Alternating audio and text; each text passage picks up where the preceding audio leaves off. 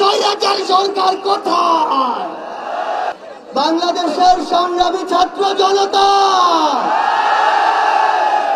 যেই শাহবাগের মঞ্চ থেকে আমাদের লড়াইয়ের চূড়ান্ত ধাপ শুরু হয়েছিল, আজ আমরা অনেকটাই বিজয়ীর বেশে সেই শাহবাগের মঞ্চে আবার এসে জড়ো হয়েছি।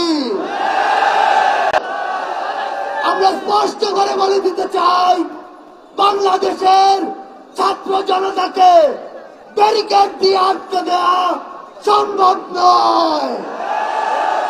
যদি আটকে দিতে চান, গদিতে আগুন জ্বলবে।